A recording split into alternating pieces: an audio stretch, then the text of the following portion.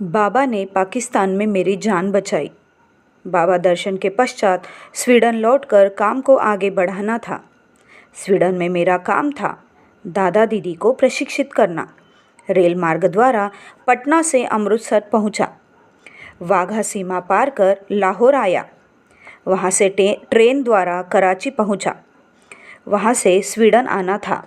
लाहौर से कराची रेल मार्ग से आते समय सफ़र के दौरान बहुत से पाकिस्तानियों से मेरी मित्रता हो गई। उसी उद्देश्य से मैंने द्वितीय श्रेणी में यात्रा करने का फैसला लिया था।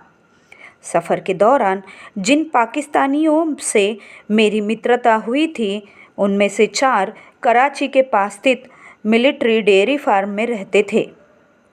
बातचीत के क्रम में उन्हें मैंने बताया था कि मैं स्वीडन से आया था और वहां लौट रहा हूं।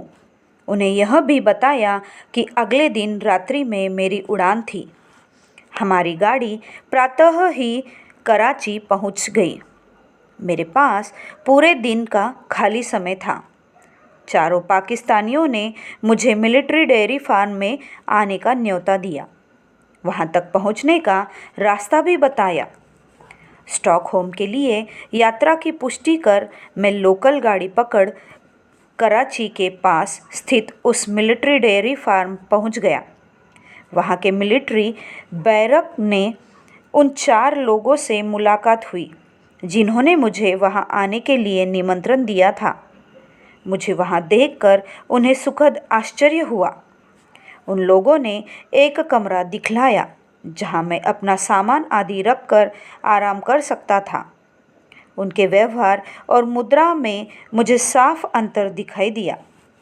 मुझे शंका होने लगी कि दाल में कुछ काला है, जो कि कुछ घंटों की ही बात थी, इसीलिए मैंने उन बातों पर अधिक विचार नहीं किया। स्नान तथा साधना आदि से निवृत्त हो मैं वहां से चला जाना चाहता था। अन्य 4 लोग मुझे अपने साथ उस स्थान तक ले जाने के लिए चले आए जहां मुझे स्नान करना था। तौलिया, साबुन और कपड़े आदि लेकर उनके साथ उस स्थान के लिए चल दिया जहां मुझे ये लोग स्नान के लिए ले जा रहे थे। जाते समय रास्ते में मैंने पानी की टंकियां देखी थी, परंतु उसके आगे वे लोग मुझे खुले खेतों के रास्ते ले जा रहे थे। साधना के लिए मुझे विलंब हो रहा था, इसीलिए मैंने अपनी अप्रसन्नता जाहिर की। विरोध जताते हुए मैंने पूछा, क्यों मुझे बैरक से दूर ले जा रहे हैं? बैरक में तो भरपूर पानी है। इधर तो कोई आबादी भी नहीं है, केवल खेत ही खेत दिखाई दे रहा है। अब आगे नहीं जाऊंगा, मुझे वापस जाना है। मैं बैरक में ही स्नान कर लूंगा। टैंक का पानी पशुओं के पीने योग्य ही है, उसका उपयोग स्नान के लिए नहीं किया जा सकता, उन लोगों ने समझाया। क्रोधित मुद्रा में मैंने कहा, मेरे पास इतना वक्त नहीं है, मुझे विलंब हो रहा है, मैं जल्दी में हूँ, इसीलिए मैं बैरक में ही स्नान करूँगा। मुझे लौटने दिया गया। पानी की टोटी दिखाकर वे लोग मुझे अकेला छोड़ दिए जब मैंने स्नान करने का स्वंग किया। जल्दी जल्दी कपड़ा पहन मैं चुपके से उस बैरक की ओर गया जहां उन 4 से मिले थे जिनसे मेरी मुलाकात सफ़र में हुई थी। इस प्रकार के विचित्र व्यवहार का मैं कारण जानना चाहता था। खिड़की के पास छिपकर मैं खड़ा हो चुपके से उनकी बातचीत सुनने लगा। जिन 4 ने मुझे बुलाया था, उन अन्य 4 से पूछा, क्या हो गया? क्यों इतनी जल्दी वापस आ गए? वह खेतों से होकर आगे जाने के लिए तैयार नहीं हुआ। उन 4 ने उन्हें बताया। स्पष्टीकरण देते हुए कहा कि अभी अंधेरा नहीं हुआ था, इसीलिए हम लोग उसकी हत्या नहीं कर सके और वह आगे जाने के लिए तैयार नहीं हुआ। यह सुनकर मेरा दिल दहल गया। दौड़कर मैं टंकी तक गया, स्नान कर अपने कमरे में चला गया। अब तक यह साफ हो गया था कि उन लोगों का इरादा मेरी हत्या कर मेरा सामान हथिया लेने का था। जैसे ही मैं साधना के लिए बैठा, मुझे ऐसा प्रतीत हुआ कि वह छोटा कमरा कैद खाना है जिसमें लोहे का दरवाज़ा लगा हुआ है। मैं साधना करना चाहता था, परंतु मेरे मन में शंका पैदा हुई कि उस बीच वे लोग मुझ पर हमला कर सकते हैं। मैंने सोचा पहले गुरु पूजा कर लूँ। गुरु पूजा समाप्त कर साधना के अन्य लेसन पूरा करने लगा, ताकि इस बीच यदि वे हमला करें तो मैं उनका मुकाबला करने के लिए तैयार रहूं। निर्भय मैं गहरी साधना में डूब गया। मैं आश्वस्त था कि बाबा मेरी रक्षा करेंगे। तभी अचानक कमरे में कुछ कोलाहल सुनाई पड़ा। फौरन मैं उठ खड़ा हुआ और उनकी आशा के विपरीत मैं उन पर बरस पड़ा। मैं दहाड़ते हुए कहा, मैं जानता हूँ कि तुम लोग मेरी हत्या करने के अभिप्राय से मुझे यहाँ बुलाए हो। इस बात की जानकारी के बावजूद भी मैं यहाँ आया। मैं देखना चाहता हूँ कि किस प्रकार मेरी हत्या करते हो। मरने से पहले कम से कम 2 की जान तो मैं ले ही लूँगा। इसके लिए तैयार हो जाओ। जो 2 पहले मरना चाहते हैं वे आगे बढ़े। उनके पैरों से जैसे ज़मीन खिसकने लगी। वे घबरा गए। मैंने कहा, तुम लोगों ने मित्र बनकर मुझे यहाँ बुलाया था। क्या मोहम्मद साबह कुरान में यह कहते हैं कि पहले मित्र बनाकर घर आने का दावत देना और आने पर उसकी हत्या कर देना? सभी बातों की जानकारी होने के बाद भी यह देखने के लिए मैं यहाँ आया था कि तुम लोग मेरी जान लेते हो या मैं तुम लोगों की जान लेता हूँ। इस दहाड़ से वे सदमे में आ गए। यह शक्ति बाबा ने ही दी थी। मुझे मृत्यु का डर नहीं था। वे डरे हुए थे। मुझे विश्वास था कि जब बाबा चाहेंगे तभी मेरी मृत्यु होगी। इस वजह से मैं निडर था, परंतु उन्हें जीवन से, मरने से, हर वस्तु के खोने का डर था। मनुष्य इसलिए हाथी, चीता और विशालकाय पशुओं को नियंत्रित कर लेता है, क्योंकि पशुओं को मनुष्यों की अपेक्षा मरने का अधिक भय सताता है।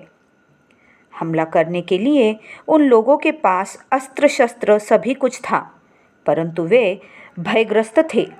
उन पर मैंने शब्द बाण ही तो चलाया, परंतु उससे वे कंपित हो गए। वे बाहर निकलने वाले रास्ते को रोके खड़े थे। उन पर चिल्लाकर मैंने उनका ध्यान बटाया और उन्हें चीरते हुए बीच से होकर निकल आया। दूसरे बैरकों की ओर दौड़ा और शोर मचाने लगा। अन्य सैन्य अधिकारियों को पुकारकर मैंने बताया कि किस प्रकार वे चारों मुझे दोस्त बनाकर यहाँ बुलाए और अब मेरी हत्या करने की योजना बना रहे हैं। यह सुन सेना के अधिकारीगण अपने अपने बैरकों से बाहर आ गए, परंतु इससे अधिक कुछ नहीं किए, क्योंकि वे चारों स्थानीय थे और उनके सहधर्मी भी थे। इस प्रकार अप्रत्यक्ष रूप से उन लोगों ने उन चारों की सहायता ही की।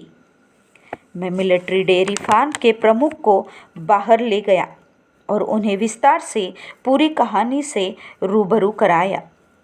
उनसे मैंने पूछा, क्या हज़रत मोहम्मद कुरान में ऐसे अपराधियों को क्षमा करने की बात किए हैं जब एक व्यक्ति को दोस्त बनाकर घर बुलाया जाए और बाद में उसकी हत्या कर दी जाए? नहीं, उनका संक्षिप्त उत्तर था।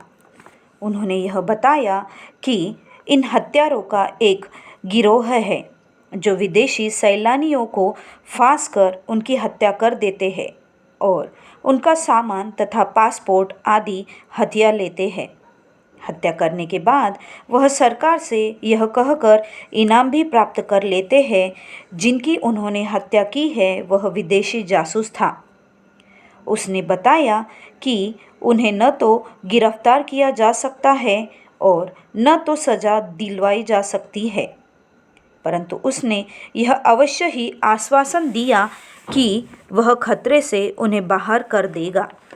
आसपास खड़े सभी लोगों पर वह चिल्लाया, एक विदेशी को यहाँ नहीं होना चाहिए।